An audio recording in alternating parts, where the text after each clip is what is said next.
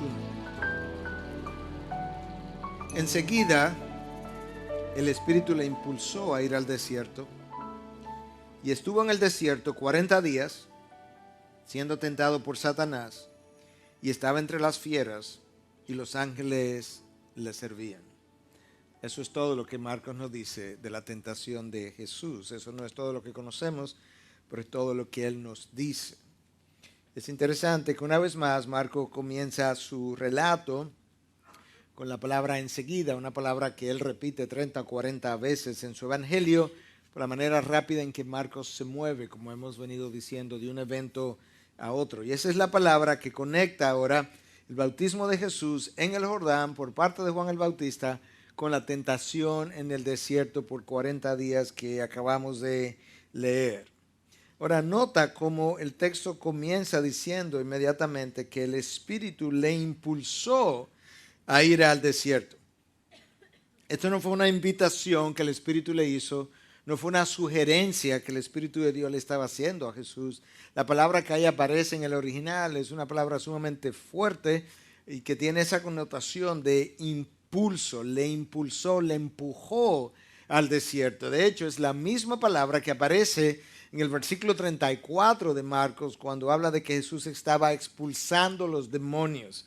Esa es la fuerza que tiene esa palabra que es usada ahí en esta ocasión. Y la idea no es que Jesús estaba resistiendo a la tentación o a la prueba y que el Espíritu tuvo que empujarlo, sino que más bien nos da una idea de que ciertamente esta tentación no fue algo que le tomó desapercibido al maestro, fue algo orquestado por Dios, preparado por Dios en un momento adecuado, en un momento apropiado, o un momento en particular, y este es el momento en que él sale del Jordán, es el momento en que él ha oído las palabras del Padre: tú eres mi Hijo amado en quien yo tengo complacencia, y después de oír tal afirmación, tal aprobación de parte del Padre, Jesús está listo para la batalla. Ahora quizás valga la pena preguntarse, ¿por qué ahora y no antes? ¿Por qué ahora y no después? Y los evangelios no nos revelan eso, pero yo creo que podemos hacer un poquito de especulación santa y decir que, por un lado, anterior a este bautismo, como ya mencionamos, Jesús no había ni siquiera comenzado su ministerio. Él no representaba una amenaza tan presente para el reino de las tinieblas. ¿Para qué comenzar a tentar a un Jesús que estaba hasta ese momento inactivo, por así decirlo? Pero este no es el caso. El caso ahora es que él ha iniciado su ministerio, apenas ha salido del Jordán. Él representa una amenaza real para lo que es el reino de las tinieblas, y este es el momento que Satanás escoge, pero a la vez es el momento que Dios escoge para permitir la tentación. Y ahora y no después. Bueno, él está al principio de su ministerio. Jesús está a punto de probar en el desierto quién él es. Jesús está lleno del Espíritu, ha sido ungido, ha sido afirmado por el Padre. Él está completamente preparado, listo para la pelea, listo para la batalla, listo para la tentación, listo para resistir. Y ahora él va a comenzar precisamente su ministerio dando evidencia de quién él es. En el Jordán, Jesús se somete al Padre, se somete a la labor que el Padre le había asignado, simbolizada por su sumisión al bautismo de Juan. Él se somete a alguien inferior a él, dando testimonio, dando fe en ese momento de que ciertamente él había decidido someterse a la voluntad de su Padre, pero la sumisión a la voluntad del Padre vendría también con otros retos y desafíos que formaban parte de su llamado, parte de su misión, y por tanto ahora él está aquí literalmente enfrentando uno de esos desafíos, quizás el más grande antes de llegar a la cruz, y del cual Marcos nos habla de una forma breve. Sin embargo, en la brevedad del relato, Dios tiene algo que enseñarnos, algo que decirnos. Jesús está oponiendo a Satanás. Satanás está oponiendo a Jesús. El nombre Satanás por sí mismo implica eso, adversario. El archiadversario de Dios está enfrentando a Jesús en el desierto, y la pregunta que tenemos que comenzar a hacernos es el propósito, la razón, el por qué de algo que Dios mismo ha orquestado. Russell Moore, en su libro Tempted and Tried, o Tentado y Probado, nos dice que la tentación es tan fuerte para nosotros, porque en último caso, la tentación no tiene que ver con nosotros, sino que tiene que ver con un enfrentamiento del reino de las tinieblas y el reino de la luz, y que representa un asalto de los poderes de las tinieblas contra el imperio rival del Mesías. Un asalto de los poderes de las tinieblas contra el imperio rival del Mesías. Y si eso es cierto acerca de nosotros, pues tendría que ser mucho más cierto acerca de Jesús, que es precisamente el representante de ese reino de la luz. Y pensar entonces que en este momento, en el desierto, de acuerdo a lo que los otros evangelios nos dicen, Satanás está tentando a Jesús simplemente a que convierta unas piedras en pan y que pueda comer de ese pan. Pensar que toda la redención de la humanidad entera estaba supeditada, por así decirlo, a una mordida de un pedazo de pan que Cristo hubiese hecho en ese momento. La realidad es que el primer Adán tenía en juego la suerte futura de toda la raza humana supeditada a la mordida de una fruta. ¿Tú puedes creer eso? Que todo el futuro, toda la suerte futura de la humanidad pudiera radicar en la mordida de una fruta en el Edén o de un pedazo de pan en el desierto años después. ¿Por qué? ¿Cómo es posible que algo tan sencillo determine algo tan complejo? Yo quiero una vez más volver a sonar la campana y decir, de este lado de la gloria y después de Génesis 3, nada, absolutamente nada es tan sencillo como parece. Y estas tentaciones lo prueban de forma magistral. La fruta es sencilla, el pedazo de pan es sencillo. En la superficie lo que está detrás es monumental, y lo que Adán no percibió fue algo que Cristo sí percibió. ¿Cómo es posible que Adán comprometiera toda la raza humana en una mordida? ¿Cómo es posible que Esaú vendiera su primogenitura por un guiso? Él nunca había visto un guiso. Él no tenía otra forma de conseguir un guiso. Él no podía esperar 3 horas para hacer un guiso, y sin embargo, él entregó su primogenitura en una sola acción, en un solo momento, por un simple guiso, simplemente porque estaba hambriento, como Jesús en el desierto. Pero las cosas nunca son tan simples como parecen. La realidad es que detrás de la fruta estaba la incredulidad de Adán a la palabra que había escuchado de Dios, y la credulidad que le dio a las palabras que escuchó de la serpiente. La realidad es que Esaú tenía hambre y él tenía forma de conseguir un guiso, pero él no supo esperar en Dios. Y al no saber esperar y no querer esperar en Dios, Esaú, en la tierra de la abundancia, no puso su confianza en Dios tampoco. Israel fracasó en sus tentaciones en el desierto porque tampoco confió en Dios. Y la pregunta sería, si Cristo ahora, el segundo Adán, sería capaz de hacer la misma cosa, de desconfiar en la veracidad de la palabra de Dios que él acababa de oír en el Jordán. Tú eres mi hijo amado. Y ahora la tentación es, si eres el Hijo de Dios, quizás no lo eres. Quizás no estés tan seguro de eso que acabas de oír, o tú oíste realmente bien.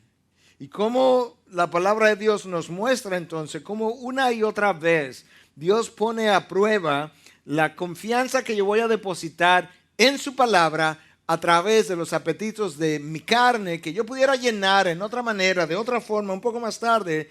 Pero la realidad es que una y otra vez Dios nos muestra que detrás de la prueba hay un propósito que tiene que ver con la eternidad, que yo necesito discernir y que yo necesito entonces resistir la prueba para alcanzar el propósito. Nota cómo una vez Dios saca al pueblo de Israel al desierto, 40 años después de haber permitido una y otra prueba, Dios le revela de manera clara en el libro de Deuteronomio, cuando están a punto de cruzar el Jordán, cuál fue la razón por la que Dios le llevó a tener hambre. Totalmente espiritual la razón. Escucha. Deuteronomio 8:3. Y te humillé y te dejé tener hambre. ¿Y luego qué pasó? Y te alimenté con el maná que no conocías, ni los padres se habían conocido, para hacerte entender. ¿Escuchaste? Cada prueba de Dios tiene un propósito. Y la prueba tiene un propósito para hacerte entender. Y esta prueba de 40 años también tuvo un propósito para hacerte entender que el hombre no solo vive del pan, sino que vive de todo lo que procede de la boca del Señor. Que tú puedas entender eso. La razón de la prueba, del hambre que te llevé a tener, es que tú puedas finalmente comprender lo que mi hijo vivió en el desierto. Es que si ciertamente el pan estaba disponible, lo otro es más cierto, y es que la palabra de Dios es lo que sostiene tu alma, y por tanto es preferible estar saciado, estar hambriento en medio de la voluntad de Dios, que estar saciado fuera de ella. Que es todo el tiempo preferible estar hambriento en medio de la voluntad de Dios que estar saciado fuera de ella. Hermanos, los apetitos de la carne Dios los creó. No hay un apetito que mi carne tenga que no haya sido creado por Dios. De manera que el apetito no es el problema que yo tengo. El problema que yo tengo es cuando el apetito no quiere someterse a la voluntad de nuestro Dios y por tanto quiere correr sin frenos. Y ahora ese es un apetito en rebelión, porque la rebelión siempre se sirve a sí misma, la sumisión sirve a Dios, y la pregunta es si nosotros vamos a permitir que nuestros apetitos sirvan a Dios o nos sirvan a nosotros. Adán se sirvió él mismo, después que Eva se había servido, Esaú se sirvió, y de esa misma manera ahora la pregunta queda es si Cristo se serviría. Y es lo que él no hizo. En el desierto, él supo resistir. Él supo obedecer. Hermanos, no es por accidente. Déjame regresar un poco. Dios quiere que toda mi vida esté sometida a su voluntad, y eso no es simplemente, o no implica simplemente los grandes planes de mi vida como mi matrimonio, mi vocación, dónde voy a vivir. No. Dios quiere que aún los apetitos de mi carne se sometan a su señorío. Yo no creo que es un accidente que Pablo escriba a los Corintios en el Nuevo Testamento y diga, ya sea que coma o bebas. Otra vez a comer como en el jardín. Otra vez a comer como en el desierto. Ya sea que comas o bebas, hacedlo todo para la gloria de Dios. Ya sea cuando pienses en las cosas más rudimentarias, más naturales, más genuinas de tu naturaleza humana, aún esas cosas se suponen que deben ser llenadas, alimentadas, satisfechas de una manera que Dios sea glorificado. Lo que Adán no hizo, lo que Esaú no hizo, pero lo que Cristo sí supo hacer. De manera que detrás de la tentación y detrás de cada decisión en mi vida hay una dimensión espiritual que es mucho más compleja que lo que parece en la superficie. Satanás siempre me va a tentar con algo que luce sencillo, fácil de entender. Pastor, no se complique la vida, eso no es tan complicado. Eso es exactamente como Él quiere que tú luzca ahí y como las cosas piensen, como las cosas luzcan como tú pienses, perdón. Porque de esa manera yo no empleo tiempo en discernir lo que Él está escondiendo. El pez no discierne debajo del agua el anzuelo que está detrás de la carnada, que luce tan simple y tan apetecible cuando yo he comido tantas veces de algo parecido y no me ha hecho daño. Esto tampoco deberá hacerme daño hasta que muerda. Y ese es el diseño de la tentación. En el caso del desierto, el desierto tiene una historia en el pueblo de Israel muy simbólica y muy significativa. Si hay algo que nosotros sabemos, es que el desierto siempre ha sido visto en la historia hebrea como un terreno de prueba, como una prueba de fidelidad y como un compromiso de liberación. Te dejé tener hambre, pero te di maná. Te dejé tener sed, pero te di agua. En el caso de Cristo, te dejé tener hambre, pero te envié a los ángeles que te ministraran. El desierto siempre ha sido un lugar de prueba, pero a la vez un compromiso de liberación y a la vez ha sido una prueba de fidelidad. Y en esa misma historia entonces hebrea, la abundancia, los lugares cosechados, los lugares habitados siempre fueron vistos como lugares de bendición, y los lugares desiertos, los lugares como el desierto no habitado, como lugar de maldición. De manera que tú tienes a Adán, el primer Adán, en el jardín del Edén, en medio de la abundancia, en el lugar de la bendición, pero Génesis 3 ha ocurrido, la caída ha ocurrido, el planeta ha sido maldito, y ahora tú tienes a Cristo enfrentando a Satanás en el lugar de la maldición, en el lugar del desierto. Adán en las mejores condiciones, él en las peores condiciones. Adán fracasa, Cristo triunfa. 40 días en el desierto, 40 años en el desierto el pueblo de Israel, 40 días en el monte Sinaí, 40 días de ayuno para Elías llegar al monte Horeb. Todos en el desierto. El desierto es un lugar altamente simbólico en la historia judía. Y en aquel lugar donde Cristo estuvo por 40 días siendo tentado y en medio de las fieras salvajes, que ningún otro evangelista nos da ese detalle, en medio de eso es donde Cristo tiene que enfrentar el poderío de las tinieblas. La pregunta, ¿verdad?, que los teólogos se han hecho por años es si Cristo pudo o no haber pecado. Lo que ha sido llamado la impecabilidad o la pecabilidad de Cristo, dependiendo de qué lado de la ecuación usted esté.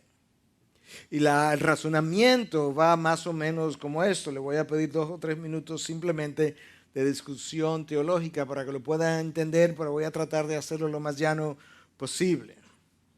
Si la palabra de Dios dice que Dios no puede pecar, entonces Cristo, que es Dios encarnado, no podía pecar. Y si Cristo no podía pecar, entonces Cristo no podía caer. Y si Cristo no podía caer, entonces Cristo no fue tentado. Porque una tentación es tentación cuando conlleva la posibilidad de caer. Pero si yo no puedo caer, entonces no puedo pecar. Y si no puedo pecar porque soy Dios, entonces yo no fui tentado. Entonces, ¿fue Cristo tentado o no tentado? Y si fue tentado, no tuvo ningún sentido su tentación. ¿Entendieron el trabalengua? Ok, pero está claro. Yo creo que lo que necesitamos hacer es comenzar con lo que la palabra claramente dice y luego ver lo que se puede claramente deducir. Hay cosas que son indirectamente deducibles, no tan claras. Por ahí hay algunas que son claramente deducibles y otras que son claramente reveladas. Comencemos con lo que está claramente revelado, Hebreos 4:15. Porque no tenemos un sumo sacerdote que no puede compadecerse de nuestras flaquezas, sino uno que ha sido tentado en todo como nosotros, pero sin pecado. La palabra de Dios establece claramente que sí, su Hijo fue tentado y fue tentado en todo, y eso es en parte lo que lo califica para ser nuestro sumo sacerdote ideal, porque Él puede compadecerse de nosotros, con nosotros en la tentación, porque Él ha pasado por dicha tentación. Si usted quiere negar que Cristo fue tentado, usted tiene que negar la veracidad de todo el consejo de Dios, y ahora estamos entrando en un terreno altamente peligroso. La palabra dice que Él fue tentado. El problema está que Santiago me dice en el capítulo 1 que nadie diga cuando es tentado, soy tentado por Dios, porque Dios no puede ser tentado por el mal. Y Él mismo no tienta a nadie. Entonces Cristo es Dios encarnado, Él está en el desierto, Él está siendo tentado, Dios dice que sí, Dios Padre dice que sí, que Él está siendo tentado, y a la vez el texto me dice que Dios no puede ser tentado. Entonces, ¿cómo resuelve ese dilema?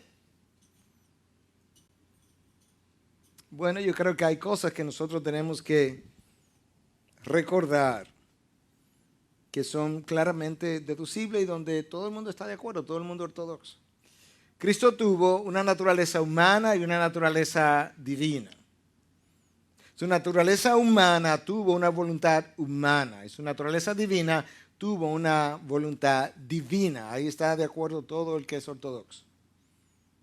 Por tanto, en su naturaleza humana, que es la que tiene el hambre y la que tiene deseos, claro que Él fue tentado en todo como nosotros somos tentados y Él puede compadecerse de mí. Sin embargo, su naturaleza divina, que tenía una voluntad divina, siempre estaba por encima y en control de su naturaleza y voluntad humana.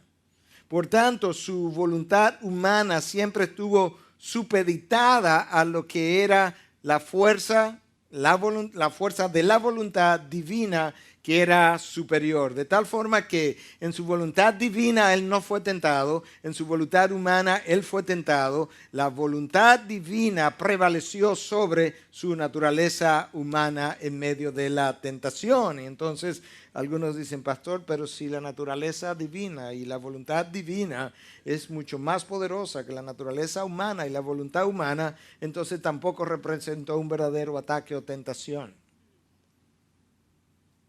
Bueno, yo le voy a hacer una pregunta. Un barco, un portaavión cargado, repleto de armamento, ¿no pudiera ser atacado por un bote de remo? Claro. El chance de que él no vaya a prevalecer no implica que él no pueda atacar. Y de esa misma manera, entonces, claro que la voluntad humana era muy superior, la voluntad divina era muy superior a la voluntad humana, pero eso no quiere decir que la voluntad humana no podía ser tentada. De manera que ahí está más o menos resuelto el dilema de cómo es que Dios estuvo en el desierto, Dios no puede ser tentado, pero Cristo, que es Dios encarnado, sí fue tentado. La pregunta entonces es, ¿para qué? ¿Para qué Él fue tentado si al final Dios Padre sabía que Él ganaría la batalla? Y la realidad es que Él fue tentado por más de una razón.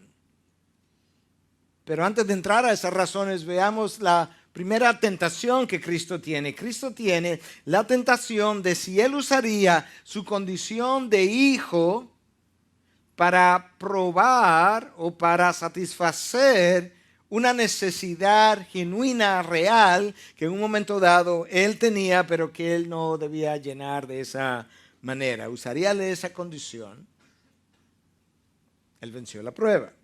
Una segunda tentación sería si Jesús en su condición de hijo usaría ese medio ilegítimo para llenar una necesidad legítima. Yo creo que ahí es donde muchos de los hijos de Dios han fracasado, y es que experimentando una necesidad legítima en medio de la prueba, han decidido llenar esa necesidad natural que Dios dice que es legítima, pero lo han decidido hacer de una manera que Dios no prueba, que es ilegítima. Y la pregunta entonces es si vamos a esperar a que Dios termine llenando esa necesidad en su momento, en su forma, o dándonos la gracia para sostenernos en medio de ella, o simplemente si vamos a sucumbir a la tentación en el momento.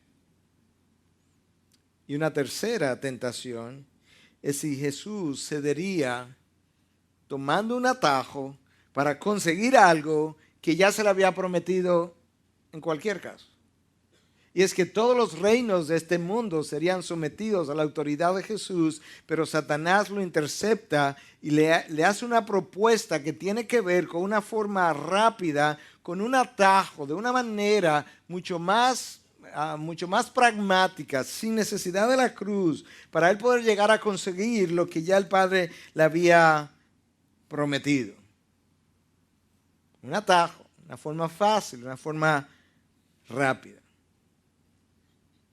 Ahora Jesús enfrenta la tentación ahora y no antes, porque ahora él está lleno del Espíritu y la tentación lo encuentra satisfecho y lleno espiritualmente, aunque físicamente hambriento. El problema lo tenemos nosotros cuando frecuentemente la tentación nos llega, cuando estamos físicamente satisfechos y espiritualmente hambrientos. Físicamente satisfechos y espiritualmente hambrientos. El espíritu tiene hambre. Y el pan del espíritu es la palabra que sale de la boca de Dios. Poco consumo de la palabra de Dios de manera axiomática convierte a tu espíritu en un espíritu hambriento.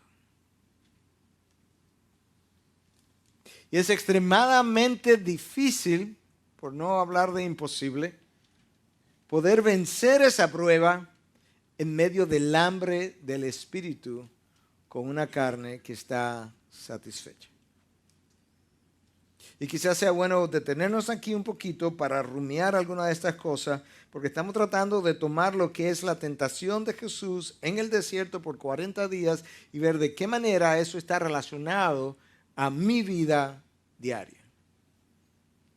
Y quizás la primera pregunta que quisiera hacerte es si alguna vez tú has usado tu posición, la autoridad dada de líder, de padre de familia, de jefe en una empresa, no importa, de cabeza, para hacer uso de algo que no te tocaba, que estaba a tu alcance, pero que tú sabías que no debías hacer.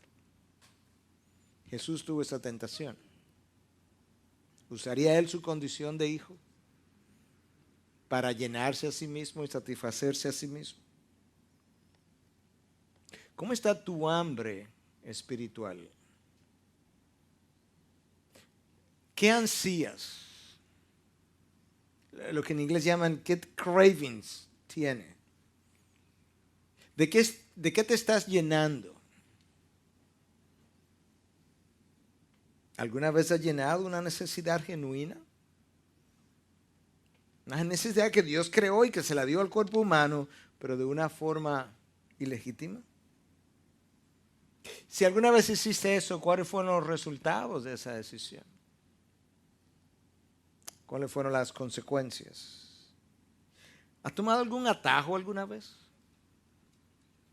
¿Has tomado una vía que parece más corta, que parece más rápida y por tanto como que parece de Dios, para luego encontrarte que realmente lo que abrazaste fue a un Ismael y no a Isaac?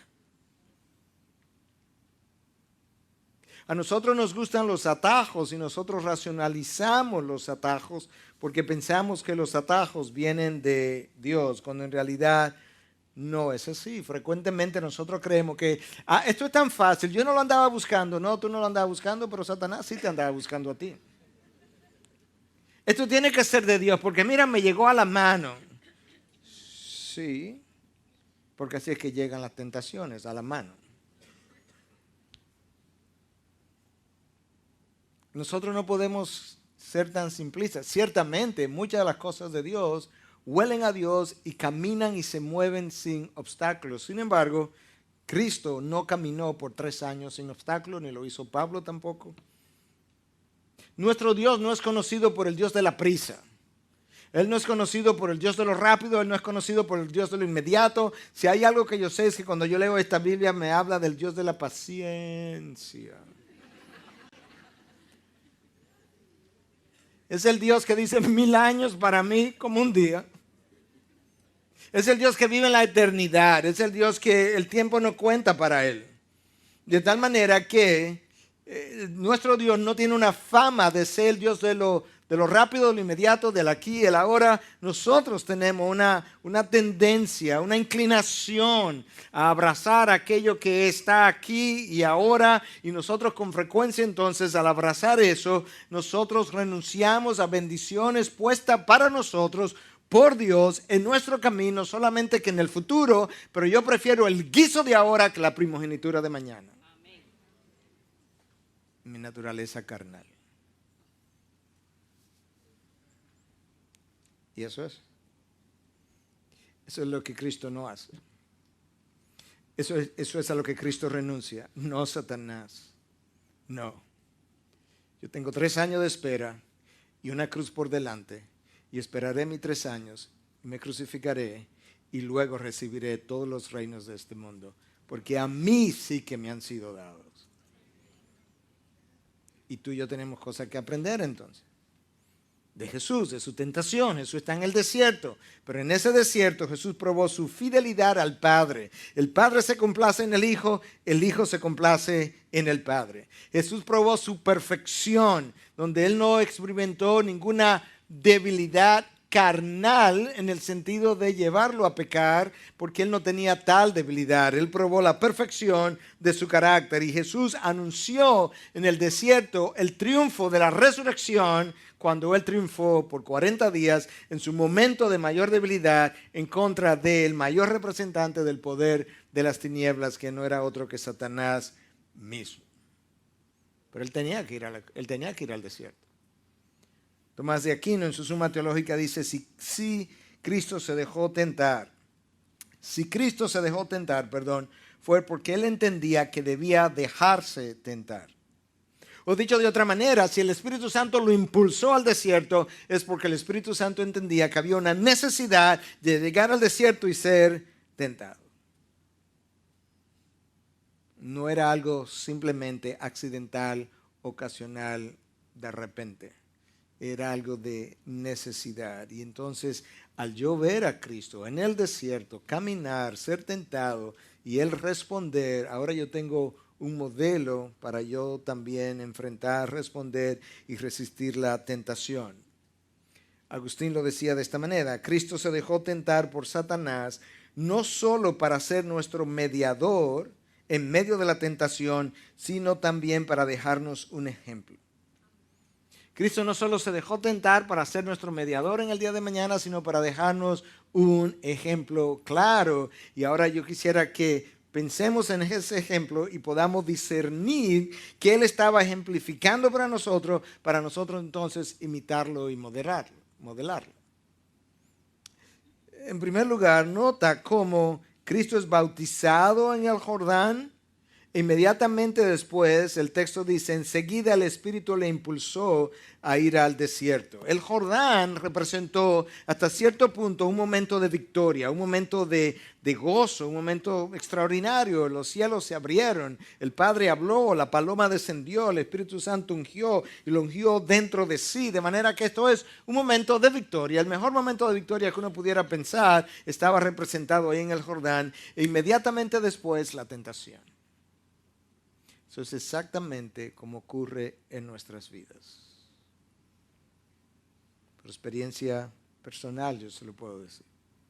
Después de momentos de victoria, la victoria ha sido ganada por Dios, pero ha sido ganada a través de instrumentos humanos. Después de momentos de victorias, ha habido una lucha por la victoria, por así decirlo, por el evento. Y entonces tú sientes la necesidad de poder relajarte, de poder descansar. Y es en ese momento entonces donde Satanás, conociendo nuestra naturaleza pecaminosa y sus debilidades, él se aprovecha para susurrar cosas en tus oídos, por así decirlo.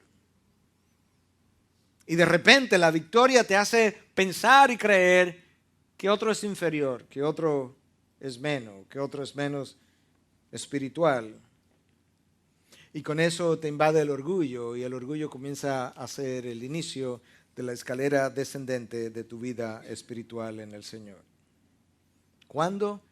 Justo después de la victoria. Esa es la razón que, habiendo conocido eso, habiendo leído a otros que han ido mucho antes que yo, y que han dejado su legado, y habiendo luego experimentado en la vida, cuando tú comienzas a subir la montaña, tan pronto tú llegas a la cima, tú tienes que poner los frenos y bajar con los frenos puestos.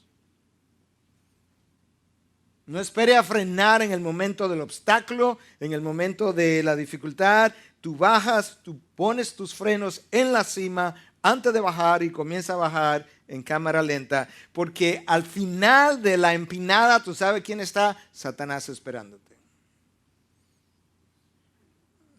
Número 2, no pase por alto que la tentación viene después de 40 días de ayuno, en la debilidad del cuerpo humano, en medio de la soledad, rodeado de fieras del entorno y en medio de las necesidades. Y es en ese momento de la necesidad donde frecuentemente la duda te asalta. Donde te asalta la duda que luego le da origen a la mentira y al error. Es en medio de la necesidad donde Juan el Bautista, el que bautiza al Maestro, el que ve la paloma descender, el que vio los cielos abrirse y el que oyó al Padre decir, tú eres mi Hijo amado en quien yo tengo complacencia, es en medio de la necesidad, en el interior de la cárcel, que Juan el Bautista dice, pregúntale a Jesús si Él es el Cristo. Porque aquí adentro ahora mismo yo no estoy seguro. Es por eso que Pablo nos dice en Filipenses 4:8, en todo lo verdadero, en esto pensad. Si no es verdadero, no lo pienses. Vas a caer. Número 3, o en tercer lugar, la tentación de Jesús nos deja ver con claridad que ninguno de nosotros debiera sentirse inmune a la tentación cuando tú tienes el creador del universo, el verbo de Dios que abrió la boca y se formó el universo, tú tienes a él tentado por Satanás. ¿Te imaginas el tipo de ser que Satanás es? Es un ser sin escrúpulos. Es un ser que juega sucio. Es un ser sin vergüenza. Es un ser sin miramientos. Que él tuvo la audacia de pensar, ¿te imaginas la confianza que él tiene en su astucia para tentar y hacer caer? Que él piensa que tiene un chance con el Hijo de Dios. ¿Tú puedes pensar eso? Yo estoy convencido que él no fue al desierto pensando, bueno, yo voy a hacer esto porque hay que hacerlo, pero yo sé que esto no va a resultar, él va a triunfar y voy a perder. No, él pensó que él tenía un chance con el Dios encarnado. ¿Te imaginas la confianza que él debe tener en la maldad de su astucia? ¿Te imaginas entonces cómo yo debo vivir y proceder? Yo tengo que estar muy consciente de la astucia del archienemigo de Dios, que ya conoce que no puede enfrentar, el anticristo no puede enfrentar a Cristo cuerpo a cuerpo, pero él puede enfrentar a sus hijos. Porque en último caso, como bien dice Russell Moore, en último caso, la tentación no tiene que ver conmigo, tiene que ver con la fama de su nombre y por tanto con el reino de la luz en contra del reino de las tinieblas. En cuarto lugar, Jesús nos deja ver claramente cómo nosotros podemos luchar en medio de la tentación.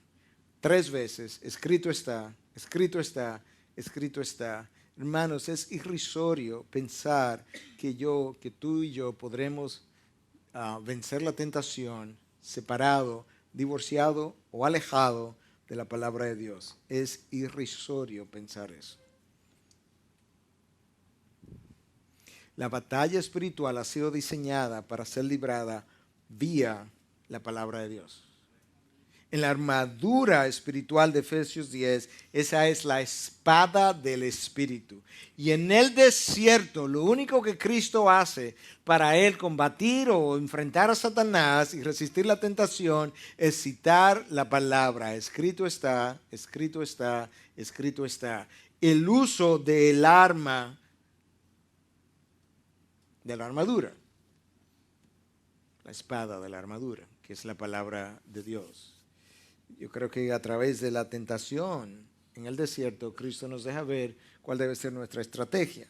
Es esa palabra que nutre el alma, es esa palabra que nos prepara, pero si la tentación nos agarra con el alma desnutrida, Entonces eso explica las consecuencias que hemos visto a lo largo de los años en la historia de la iglesia. En quinto lugar, yo creo que podemos ver con claridad algo que ya yo mencioné, y es que es preferible estar hambriento en medio de la voluntad de Dios que estar saciado fuera de ella. Por mucho. Es preferible. Cristo lo prefirió y Cristo fue el triunfador. Adán no lo prefirió y fue el perdedor. Cristo nos mostró también, en cuanto a la voluntad de Dios, que muchas veces yo necesito escoger el camino más largo pero santo y no el atajo que Satanás me trae y que no puede tener santidad por diseño. El atajo no es algo que caracteriza a Dios, como ya dijimos. Dios es conocido por el Dios que es long suffering, que se toma tiempo en tener misericordia con nosotros, porque el tiempo no cuenta de la manera que cuenta para nosotros.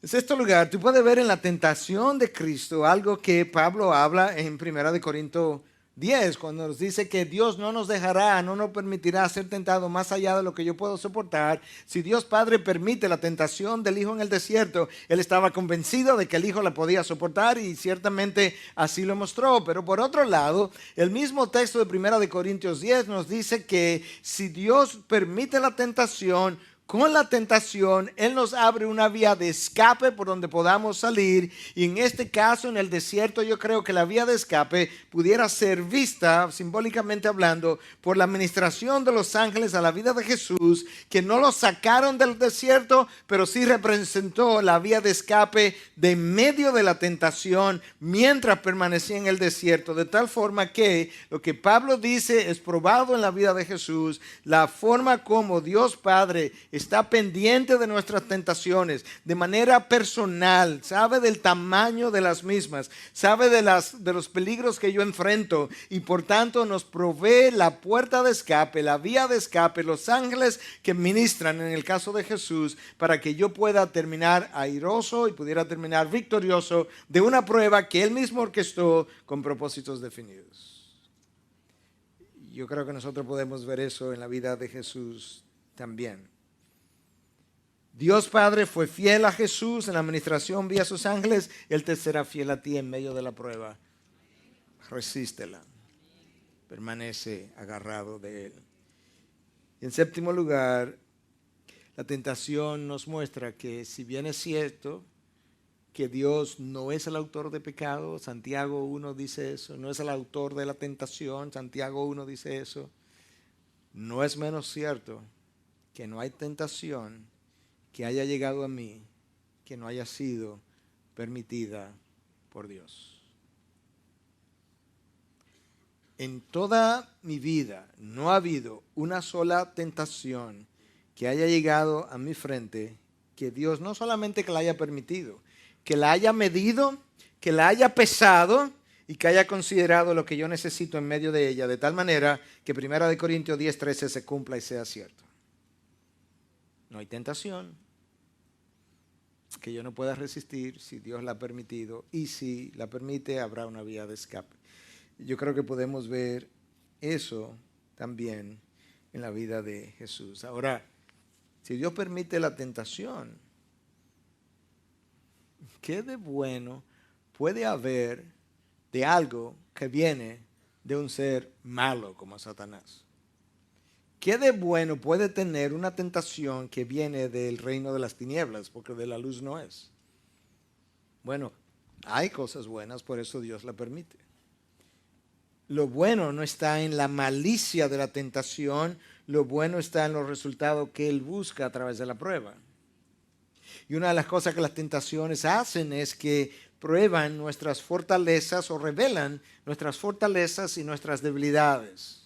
En el caso de Jesús, en el caso nuestro, nuestras debilidades se muestran cuando fallamos. En el caso de Jesús, no hubo debilidad de qué mostrar, sí hubo un carácter que mostrar, su carácter perfecto y divino que lo hizo vencer la tentación, pero probó su carácter. Ahora, en medio de esa tentación, entonces, como ya yo sé que las tentaciones revelan mi carácter, de hecho, déjame explicar eso un poco mejor aún. La mejor forma de tú ver que las tentaciones realmente revelan tu carácter es recordando que a lo que a usted lo tienta es lo que usted desea. Piensen en eso un momentico. Lo que a usted lo tienta es lo que usted desea. Yo decía en el sermón anterior, si usted odia volar, nadie que le saque un tico y aéreo lo está tentando. Porque eso es lo último que usted quisiera ver. Ahora, si a usted le encanta volar, cuando alguien le enseña un papelito que dice A, usted se imagina la segunda A de American Airlines. Lo único que a usted y a mí nos tienta es aquello que yo deseo, por eso nos tienta. Lo que yo no deseo, a mí no me tienta, ni a ti tampoco. Entonces, si eso es verdad, en el momento en que yo me siento tentado, yo puedo hacer un ejercicio espiritual y salir airoso si lo hago en el Señor. ¿Ok? Yo estoy siendo tentado aquí, eso es lo que yo deseo.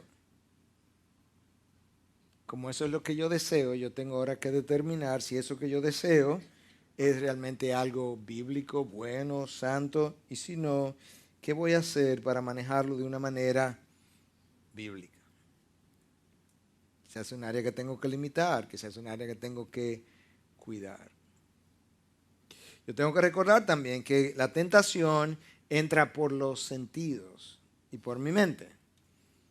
En el caso de Adán y Eva, ellos vieron algo, que la fruta fue llamativa, le llamó la atención. ¿Por dónde entró? Por sus ojos. En el caso de Jesucristo, la tentación entró por sus oídos, por los sentidos. Si eres el Hijo de Dios, pero la procesó mi mente. Por otro lado, en el caso de Esaú, la tentación entró por el gusto de sus papilas gustativas, el guiso.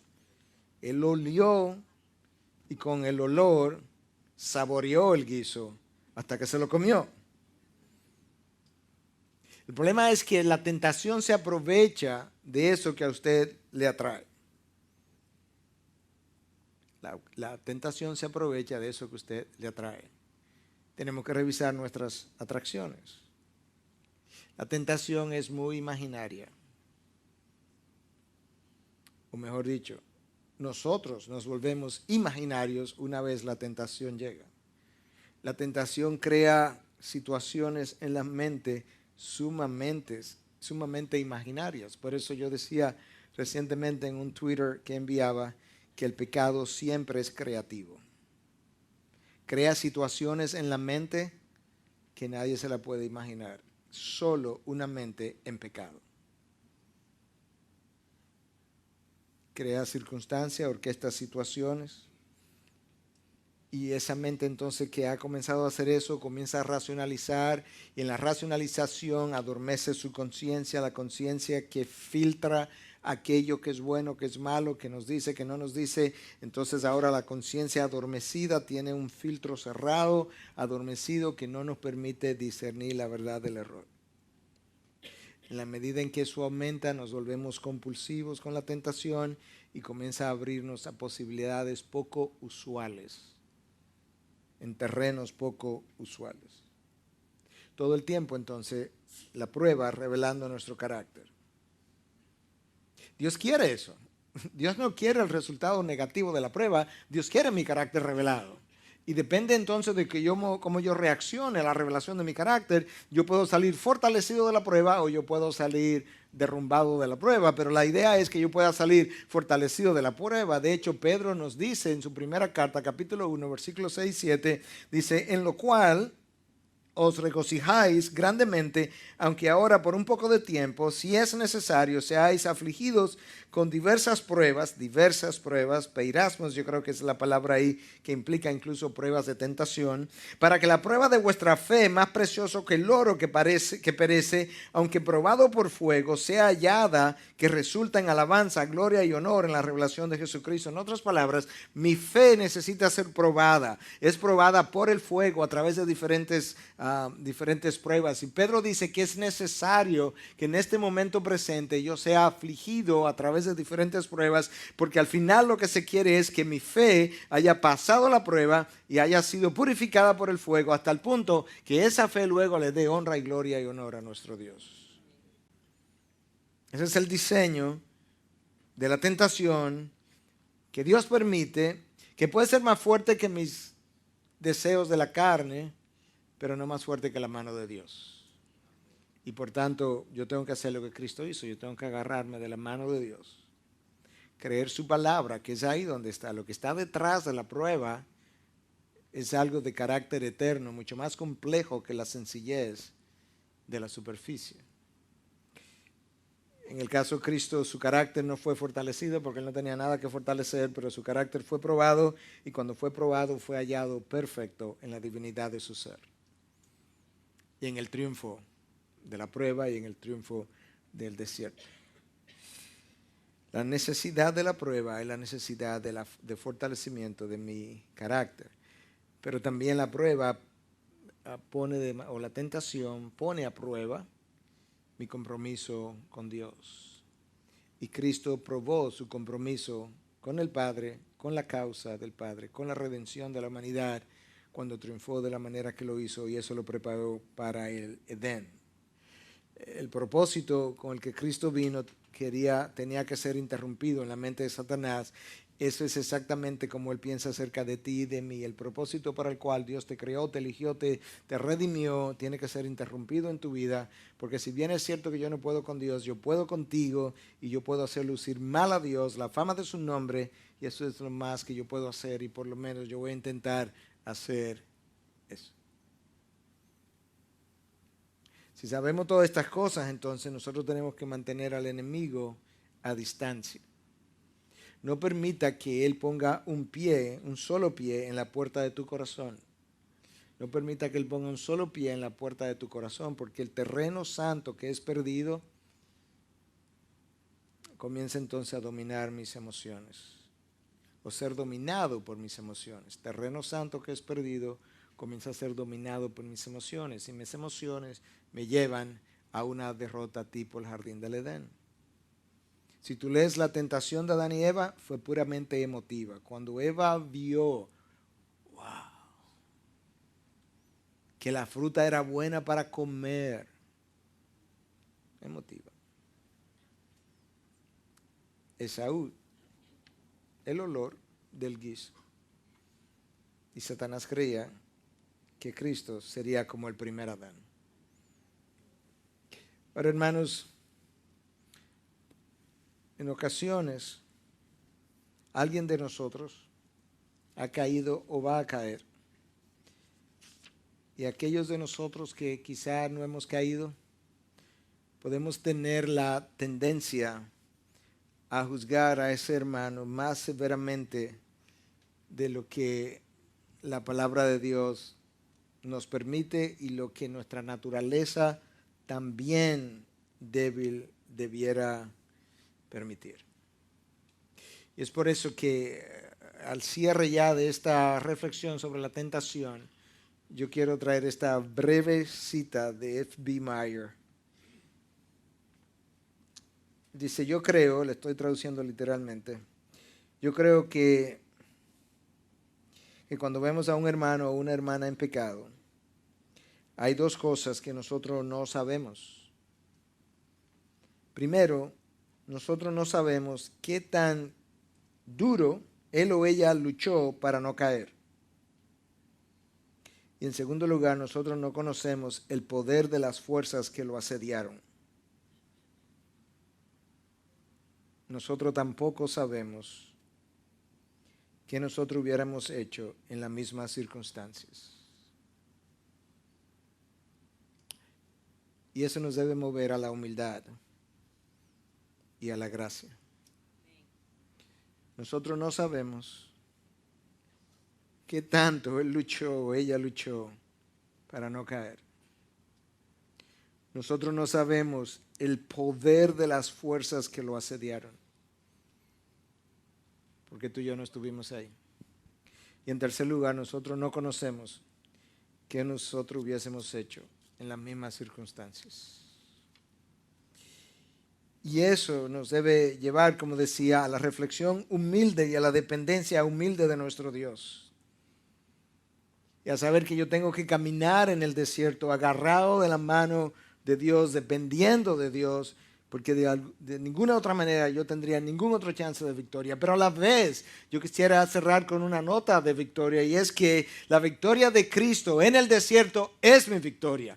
Él va al desierto a luchar y a representarme a mí. Él va al desierto a proclamar una victoria que yo debo ver como mi victoria, la victoria de Él sobre el pecado, la victoria de Él sobre el reino de las tinieblas, la victoria de Él sobre lo que había sido la maldición pronunciada en Génesis 3 y de la cual Satanás tenía la culpa. Y ahora yo tengo a un representante fiel en el reino de los cielos que no está tratando de restringir su poder porque solamente estaba tratando de venir en representación del ser humano, sino que ahora él está en el uso pleno, en el ejercicio pleno de todo su poderío, de todo su señorío, sentado a la diestra del Padre, quien es mi juez, quien es mi abogado defensor, quien es mi hermano, quien es mi sumo sacerdote, capaz de compadecerse conmigo, por mí, en todas mis tentaciones, capaz de interceder por mí en todas mis circunstancias, y en un momento dado capaz de decir: tú eres mi hermano a pesar de la vida que tuviste. Tú eres uno de los nuestros. Tú tienes que confiar en Él. En el desierto, en la prueba, tú tienes que agarrarte de Él, tú tienes que creerle a Él, tú tienes que creer su palabra y nada más. Su palabra es suprema por encima de todo.